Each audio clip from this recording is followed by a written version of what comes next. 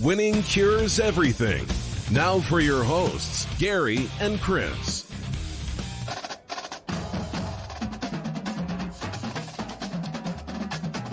Welcome. Thursday, April 23rd edition of the show. This is Winning Cures Everything. I'm Gary. I'm Chris. And this is NFL Draft Day. Woo! Let's go! Let's go! We finally got something live to talk about, and I cannot wait for anybody that has not been over to our website or ever watched this show before. You can find us at winningcureseverything.com. You can find the show on a ton of different platforms. Twitch, Periscope, those are both Gary WCE is where you can find us. You can find us on YouTube. You can find us on Facebook. That is Winning Cures Everything at those platforms. And we've got the podcast out. This one will be up rather quickly because I don't imagine it's going to be a super long show. Not a lot to discuss because we are doing a live show. That's right. You're going to get at least 2 hours of us tonight. You got that right. We're doing a live stream this evening with our buddies from the West Lot Pirates. They are a Northwestern Big Ten podcast, and they are some very knowledgeable dudes. They are a lot of fun. We went up to Chicago to visit them for the Northwestern Ohio State game back in the fall. It was a lot of fun, and yeah, we do this basically every year. It's always entertaining, always a good time. We cannot wait. It's going to be a friggin' blast.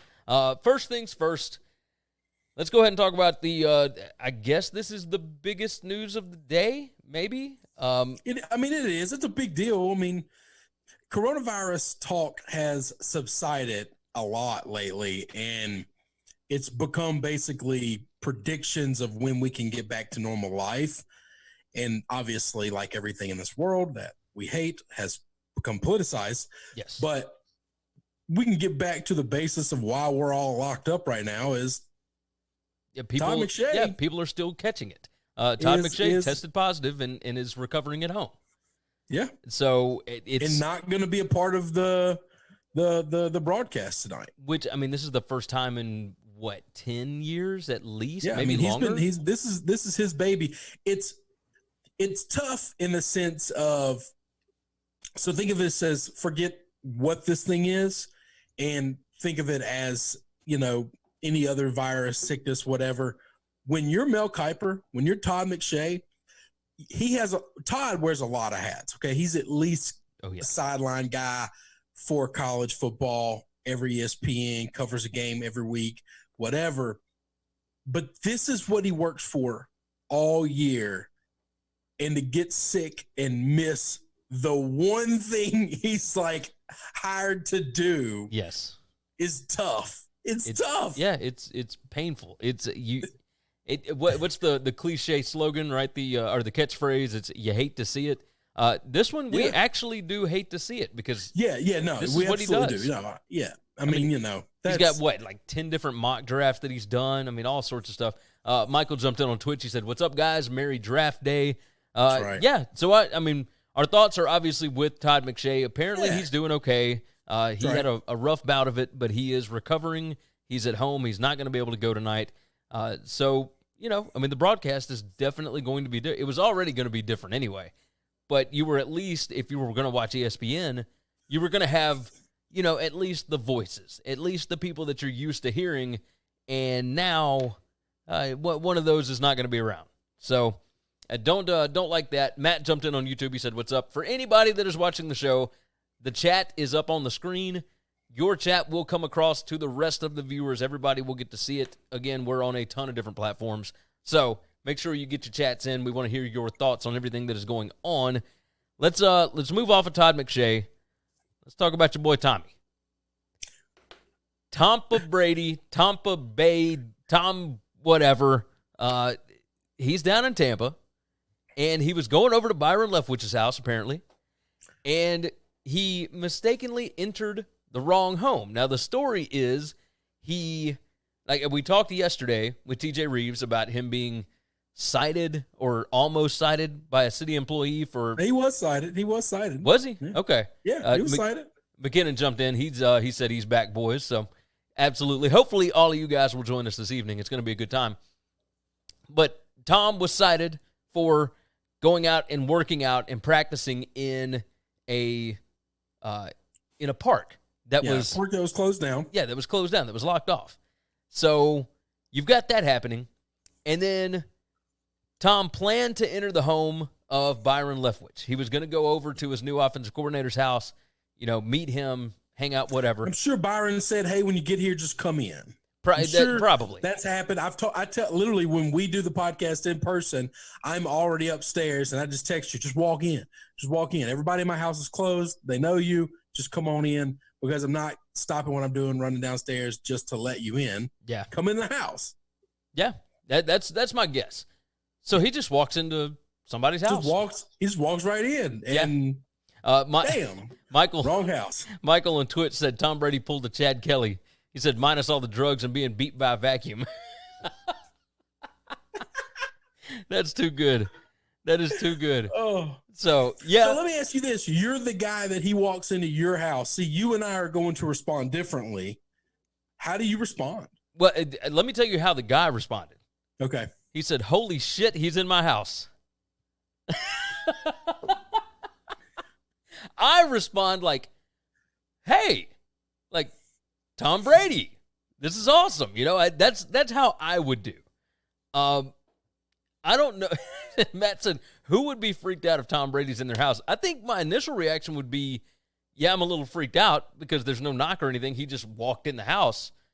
Yeah, I might initially be a little freaked out, but once I realize who it is, like, there's no threat there. You can definitely tell he's in the nice area of Florida. Yes. There are other areas of Florida where a strange man walks into a house and it's, wrong house, man.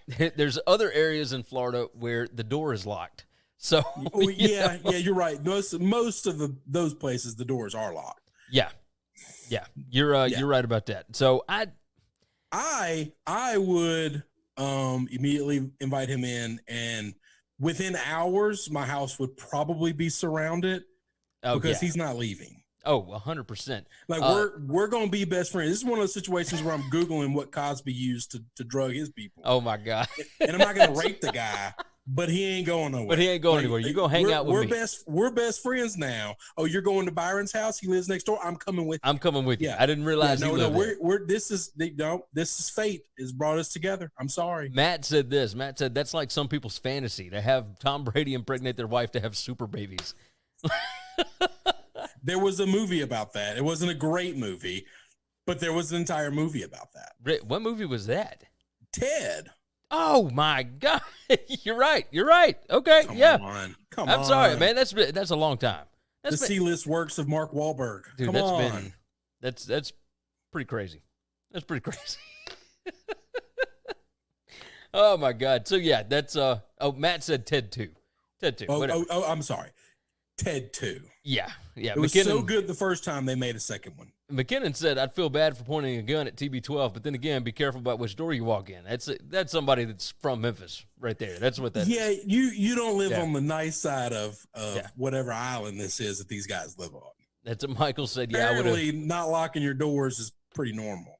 Yeah, apparently in this area. Michael said, I would have gotten some tickets or gear for sure, probably both. Yeah, something. But yeah, that was a very interesting story on draft day for sure. Everybody had a good laugh with that, I would imagine. But there's no, I there's nothing else appreciate about the fact that he laughs at himself about it. I mean, he tweeted the article out that came out by TMZ and was like, first, I'm cited for trespassing and now a little breaking and entering, getting good and used to the justice system of Florida. I appreciate anybody who can be self-deprecating and laugh at themselves. I'm good with. I can't handle people that are so serious that they wouldn't find any of this funny at all. That's the homeowner was David Kramer. They've got the full story up at ESPN. It said, is he famous? Should we know his name? No. Okay. You said that like I should know him, and I was like, I don't know him. Should I Google him? Not at all. He said, I'm sitting here and I see this big shadow come up to my front door. I hear my doorknob turning and I'm like, what the hell? Like, who's coming in my house? I literally was just Amazon guy getting ballsy. Yeah, he said, and I watched this tall guy just walk in my house. Kramer said he had left the front door unlocked because he's selling his home and had multiple people over to see his property that day, but he wasn't expecting company at this point. Brady was carrying duffel bags and he dropped them on the floor as he looked up at Kramer. He goes, those duffel bags are mine now. Possesses 9/10 of the law. I love this man. Those bags are mine. Kramer they said, are mine. Kramer said, he goes, how's it going, man? And sarcastically, I'm like, I don't know. You tell me, dude. He said he looked at me with the most confused face. I'll never forget it for the rest of my life. He goes, am I in the wrong house? And I said, I think so, but who are you looking for? Where are you supposed to be? And he said, is this Byron's house? He said Brady immediately apologized before darting out the door. Like, so here's what's crazy, okay? If you live next door to Byron Leftwich, you have to know that you live next door to Byron Leftwich, right? You would think so, but I mean, some of these compounds are no, but Byron Leftwich does not live in a compound, all right? He probably lives in a very nice house, but there's a reason Tom Brady walked over there and walked in the wrong house is because I don't probably think pretty it's close like together. Going from the MGM Grand to the Bellagio where, yeah, it's next door, but it's 6 blocks, okay? I don't think that happens. I could be wrong. Leftwich could live in a compound, but I don't think so. I'm a little surprised that Leftwich wasn't going over to his house. Hey, man, Tom's a regular dude. Wants to get out, get to know the family, get to know his guy he's working with. I guess so. Yeah, he's just a normal guy. He's just a rich normal guy, but he's always been. It's so hard to see Tom as the everyman because he's everything every man wants, but his personality is just normal dude more than almost anybody that we've seen come through the NFL and play as long as he has and be the biggest star that he was. So, I think, I don't know. I would find it hard if one of the Tampa Bay Bucks, any of them, walked into my house. If Bruce Arians walks into my house, my immediate thought would be Byron's the next door down. Like, I don't have to ask questions. I'm not really confused about it because I know I live next door to Byron and Bruce didn't come into my house to hang out. Yeah. I didn't invite him over. If Tom Brady, he knows who Tom is. He knows who the Tampa Bay Bucks are, I'm sure. Oh, yeah. I would just find it hard. Like, would it be a little shocking? Sure. It'd be a little weird at first, but pretty quickly, I think I'd put 2 and 2 together. Hey, Byron's one door over. This is a pretty funny story. Can I get a picture? Can I get an autograph? Can I shake your hand? I know we're social distancing, but I'm touching you. You're in my house. I'm touching you. The last thing that Kramer told ESPN was, people make fun of me because I played the lottery, but somebody has to win the lottery. That's right. That's right. Let's see. Michael said odds he was a little buzzed. I don't think he was buzzed at all. He was going to a coach's house. He said not him. Maybe Kramer. Maybe. I mean, I don't know. Maybe. You're not day drinking in Florida? I'm day drinking in Florida. Especially in quarantine. Hell, we day drink today. Yeah. In Mississippi. I didn't today. I haven't started yet. I hadn't had time to pour my drink yet, but I will. I found a pint of Crown in my closet, by the way. You drinking at 4:30 is not day drinking, sir. I know it stays daylight until 8 o'clock here, but that's not day drink. Day drinking is it's 11 a.m. and I ain't got shit to do. Well, and here's the deal, though. I'm still working. Popping open a Coors Light and I'm hitting the day. Well, that'd be awesome, wouldn't it? Cutting some grass. Michael said, I guess I grow up in different areas, but I would never leave my front door unlocked. Yeah, that's because you live in different areas. You live in different areas. I will tell you that I don't live in like super affluent, like we don't have a gate or anything, but I live in a normal neighborhood in Olive Branch and like our door's unlocked all day. We lock it at night, obviously. Yeah. I go around and lock all the doors, but I have to go around and lock all the doors because I know they all got unlocked at some point in time throughout the day and they're just open. Yeah. And I live at home with 2 kids and a wife and nobody's coming into my house. I mean, it's just, we don't have people walking by and, knocking on doors and we're home all day. Have you seen the new Chris D'Elia thing? No. The stand-up on Netflix? I think it's called No Pain. I've got my kids stay open awake until midnight. I've watched 0 adult television for the last 2 weeks. It drives me insane, by the way. I'm not bitter about that at all. And Chris D'Elia said, John Lennon was killed, because he was changing the world, and JFK was killed because he was changing the country, and all these people that are killed are, killed for a reason. He said, if somebody shot me, I would have no idea why. Like, like I'd look at the guy that shot me and be like, why? Like, why would you do this? Let's see. Michael said you can't day drink unless you start in the morning. Matt said if Jameis Winston walked into my house, I would hide the crab legs. So, listen, as much as I mock Jameis, I don't want him to be my quarterback. I think the guy is an asshole and a rapist. Let's get that on record. He's probably a good hang, though. I mean, more than likely, yeah. He'd be really annoying, but, like, you'd get drunk and tell some stories. Now, you got that right. You got that right. Our boy Felika's on College Game Day right now on ESPN. Look at that. What is College Game Day talking about? What are they doing? They're just talking about the draft. So they're all in different locations. Airtime. Yeah, he's dead center, like dead center. He should be. He's the Bear. Oh, he is the Bear, and he's the best, man. Love the Bear. I'm hoping we'll have him on next week. So his schedule got a little crazy this week, but we'll get him on eventually. That's all right. Let's see. Let's go ahead and talk about this NFL draft. So tonight, obviously, starting at 8 p.m. Central Time with the Westlake Pirates boys, we will be going live right here, just like we are, and it's going to be fun. It's going to be a good time. I am curious your thoughts on what we know thus far. The Dolphins tried to trade up with the Lions. They have been harassing the Bengals. So I think the people they're bothering right now is they want Burrow. I think they want Burrow bad. There are reports that they have been calling, and the Bengals won't even answer the phone anymore. Like, we've already heard your offers. We've said our piece, and we're not doing it. Yeah. And I respect what the Bengals are doing. I kind of respect the game of the Dolphins be like, no, I'm just not taking no. I got a lot of assets, and your team sucks. Yeah. Like, you can't say no to this, or else you'll get fired as a GM in a couple of years if all these guys turn into stars and Burrow's good but not great. You'll get fired. And it's just one of those things where, I respect the play. It's interesting. If you were the Bengals, would you make a deal? I made it clear before. I think the Bengals have a lot of problems, a lot of holes. I love Burrow. I think this draft is loaded. And if you gave me all three of your first rounders this year and one next year, I would take it, because I'm basically getting 3 first rounders. Yeah. You're getting 4 picks, but you're giving up a pick. Yeah.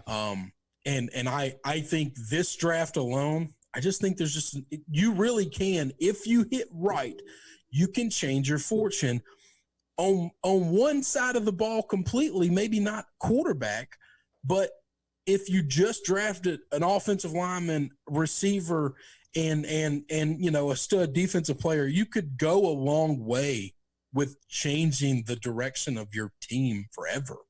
McGinnon said odds they try to throw all 3 first rounders at somebody to move up.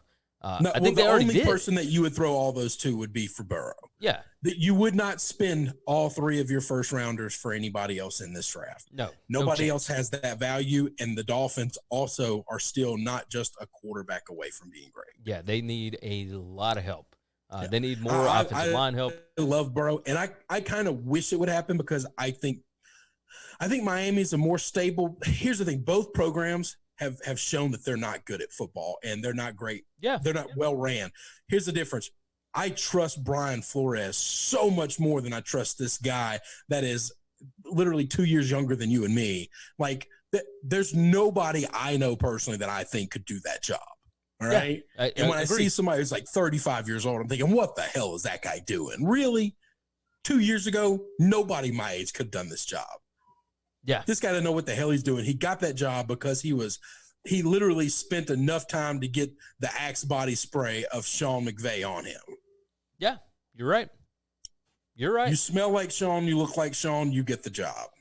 Michael said it's just a terrible way to hire people. Yeah, I agree 100%. Michael said if you're the Bengals, you have to keep listening, though. I'd take everything they got and let their GM be on the hot seat.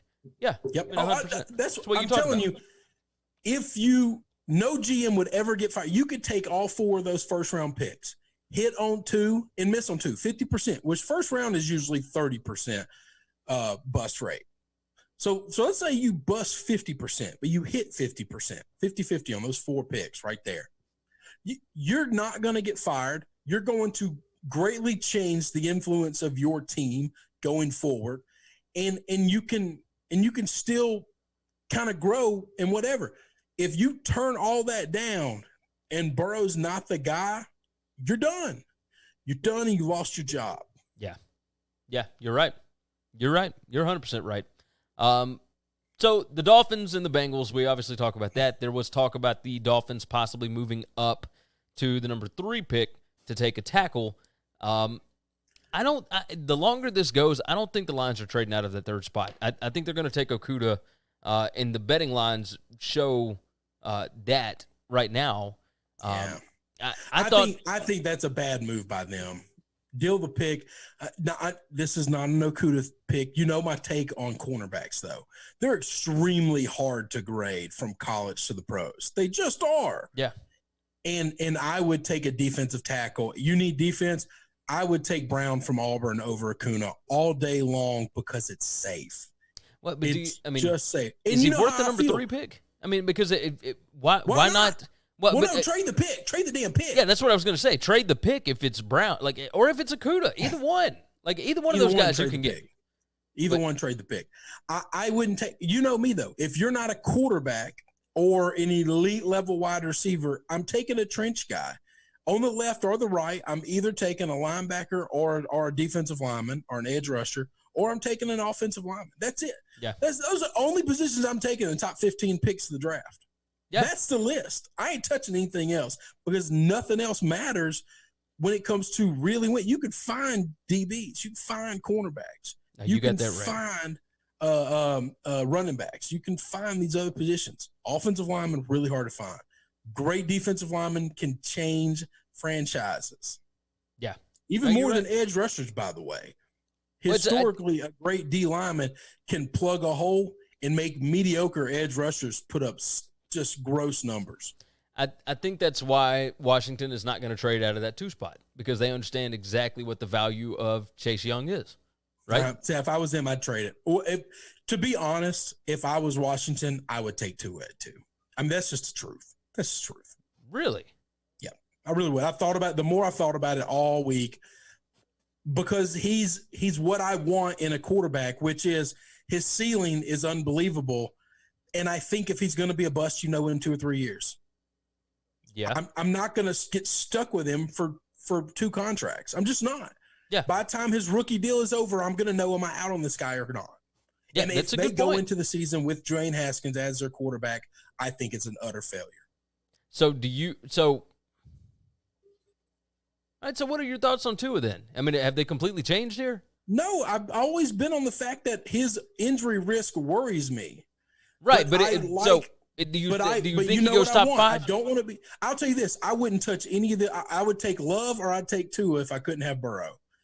I wouldn't touch anybody else because I don't see boom or bust. Yeah. I only see safe, and at quarterback, that's not what I want. Defensive tackle, you could be safe. Offensive tackle, you could be safe, and those guys might not be Joe Thomas, but they could be really good for a while and be serviceable and be fine.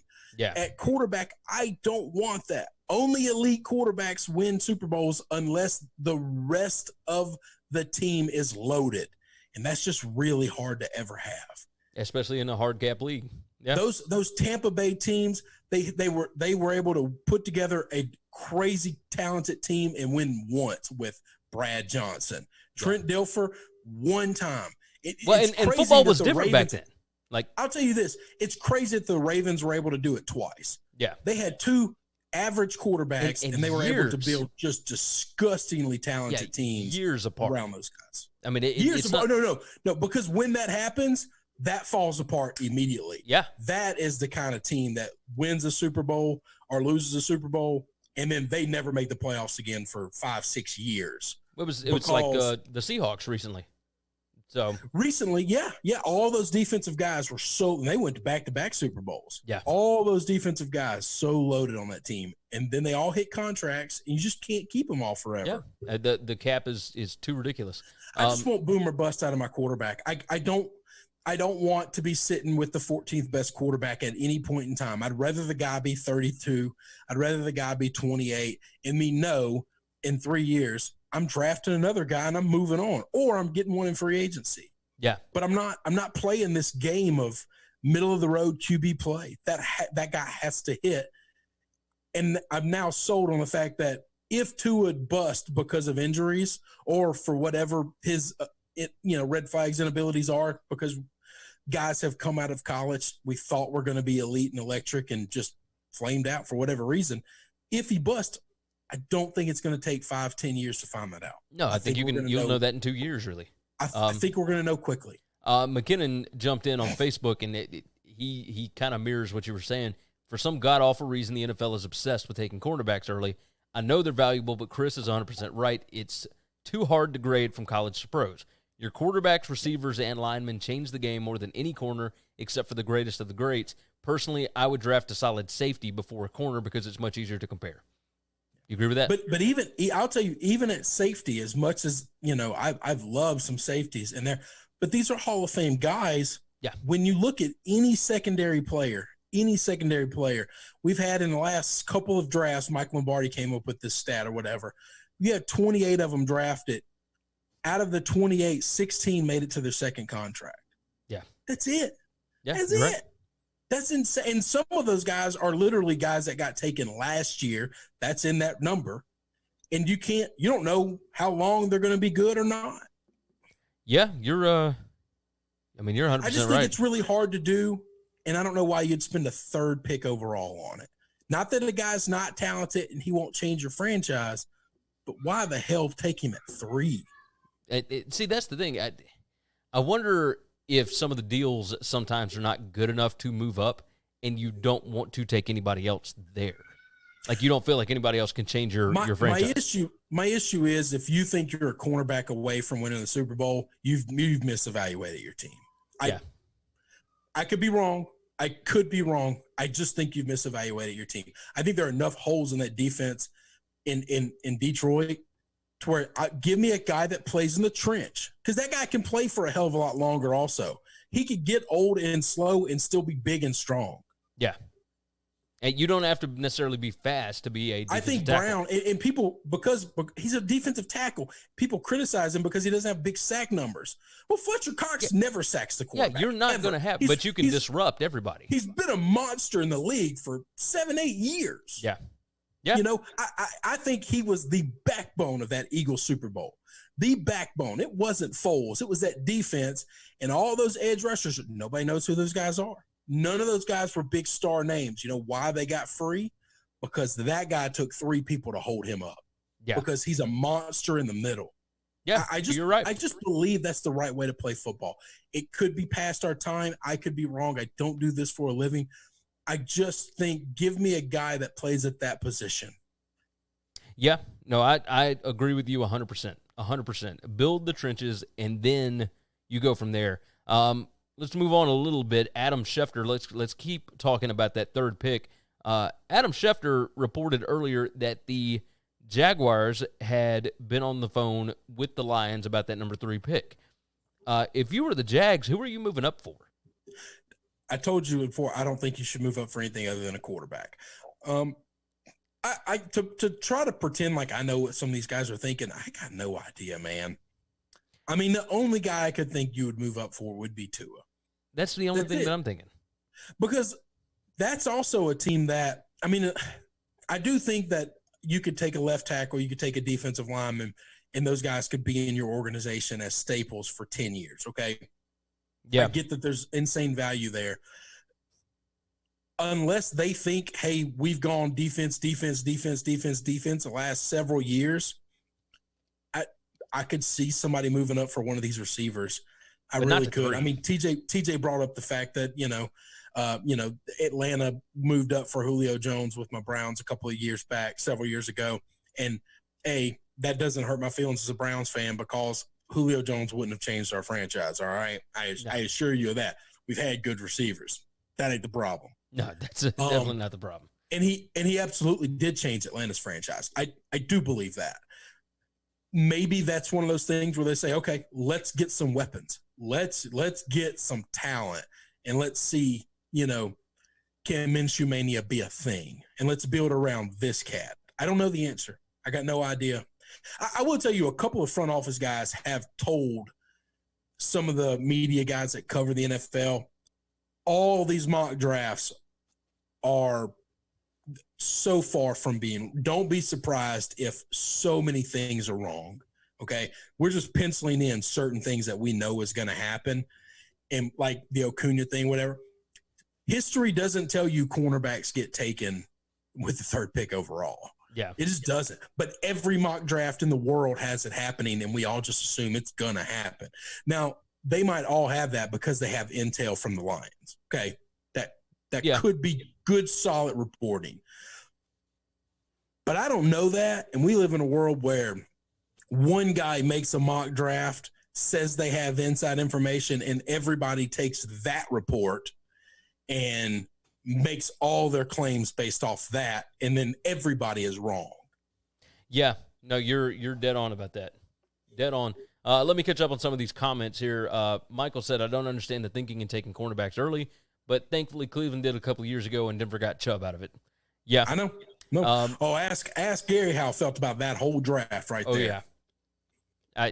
You were We had 2 picks, and I livid. could have changed the franchise for the next 10 years with those 2 picks. And would have instead they absolutely go changed it forever. Yeah, instead they went quarterback and cornerback. I mean, just ridiculous. And I don't know that Ward's not a stud. Okay, Ward's he's been good.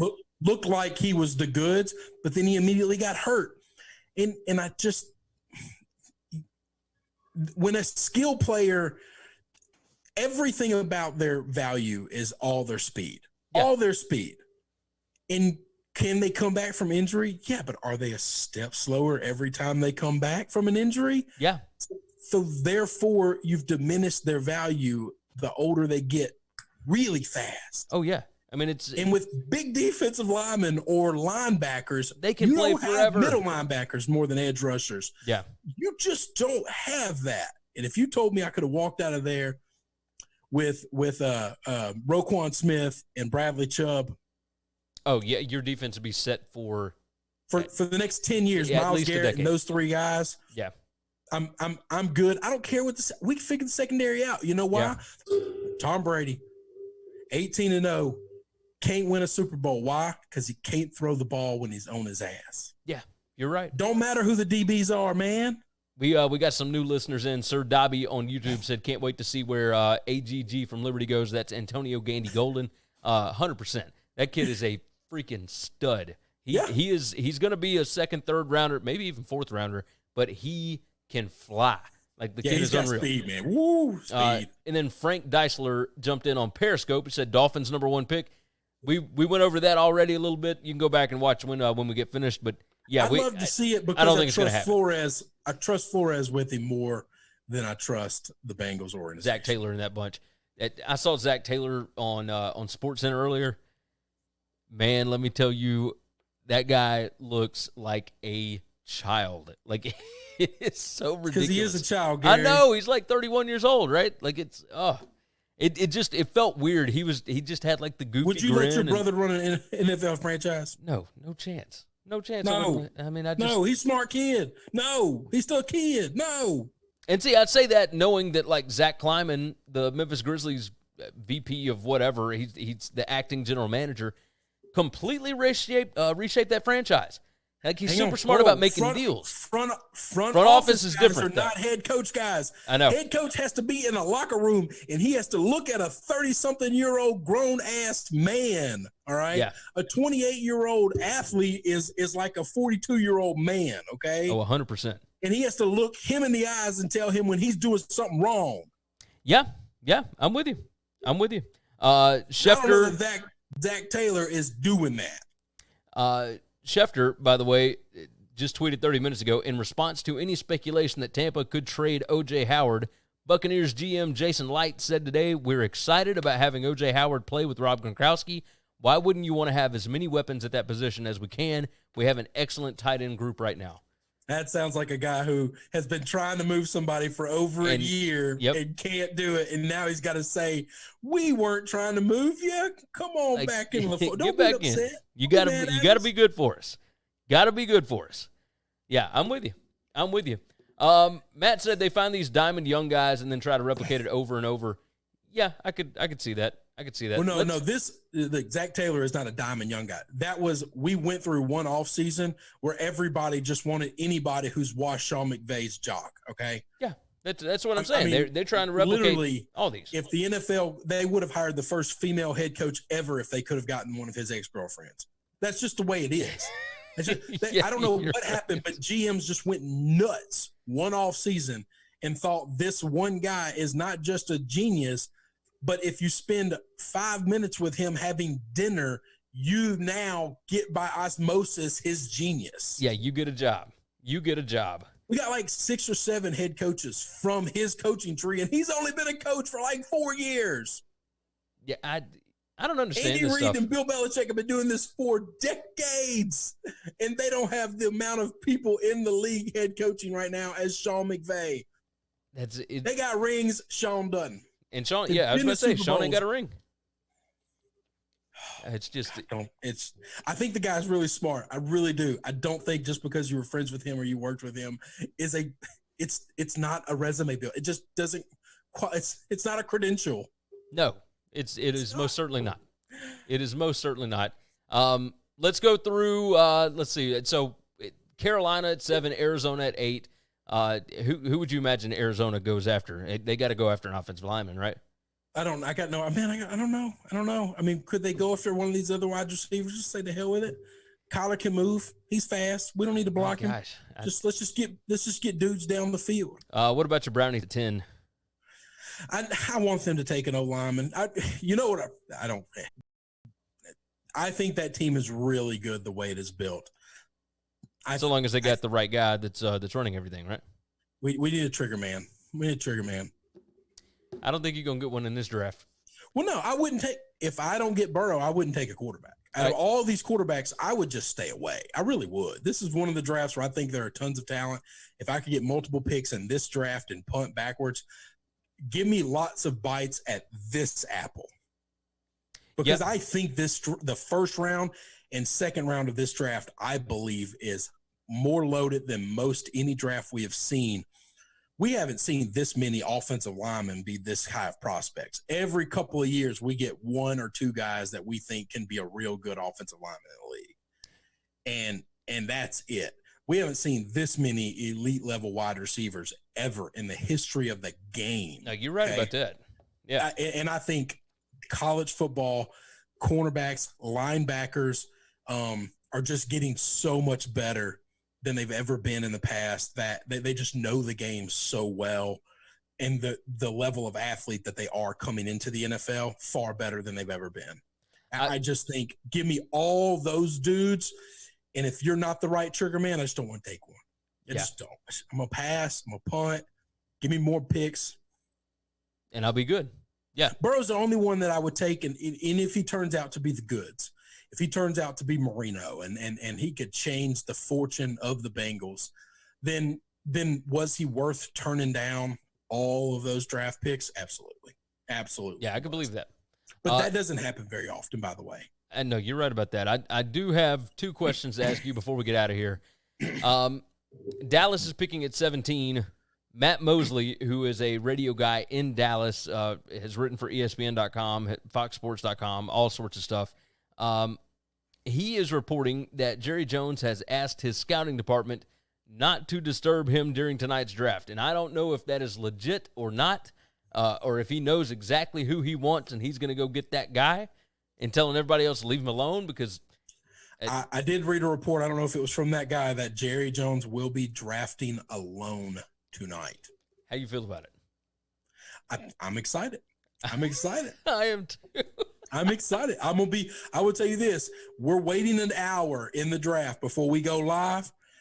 I will not be listening to what you guys are saying if we are live by the time the Cowboys pick his own. We'll be live by the time the Cowboys muting my line. I will be turning up the television, and I will be very captive watching Jerry make this decision. He's the one guy that I'm more interested, because if anybody's going to screw up this technology thing, it's going to be Jerry. Yeah. Okay. I mean, he's the reason they did the mock draft, and he's the one that screwed up the mock draft on pick 1. Yeah.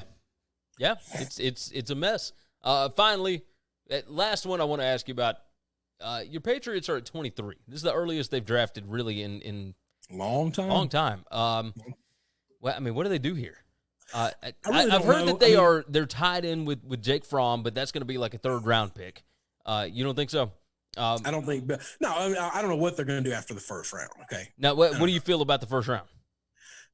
I really, to be honest, I think Bill's going to trade out of it. I mean, we went like 7 years and only had 2 or 3 first-round picks ever because Bill just punts back and punts back and he punts back and he punts back. And that's just the way he's always ran every draft. Well, he gets more bites at the apple, right? They've got As 12 a picks this year. Patriot fan, draft night is one of the most it's the reason that I've got this yin and yang love in the NFL. During the season, I love my Patriots. During the off season, I'm really glad I've got the Browns. Oh, yeah. Because they're fun on draft night, and Bill is awful on draft night. Yeah. He's just frustrating, annoying, old man Bill. Okay, he's deadpan. He's going to give you nothing, and he's probably going to punt on the 1st round. And therefore, you spent the entire night watching this one night of drafting, and you don't get anything.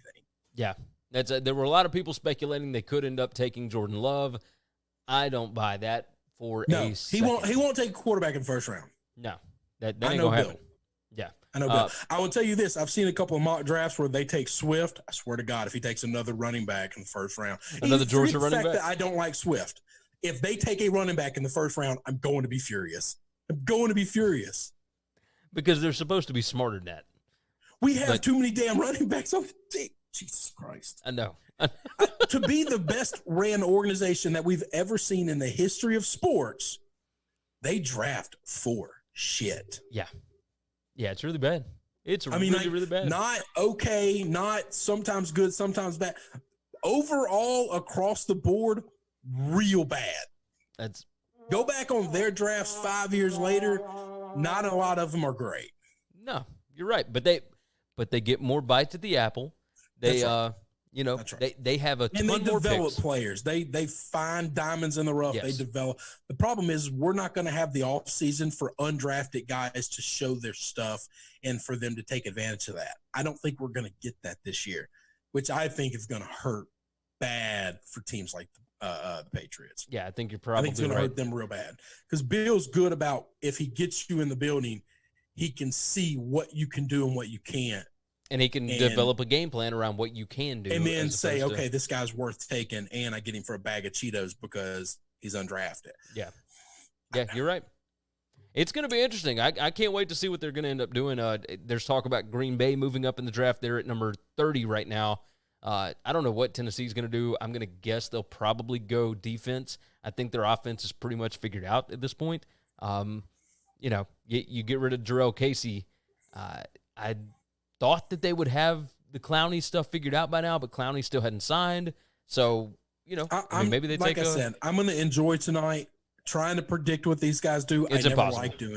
I never like doing mock drafts. I just think talking about some hypothetical things, as long as they're meant to be fun and entertaining, I'll go down those rabbit holes all day long because it's all in good fun. Yeah. Actually trying to predict what these organizations are going to do, it's impossible.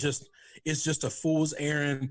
These guys who spend their entire year making all these mock drafts and following these guys, the second the 1st round is over with, all of their year's work gets thrown in a shredder.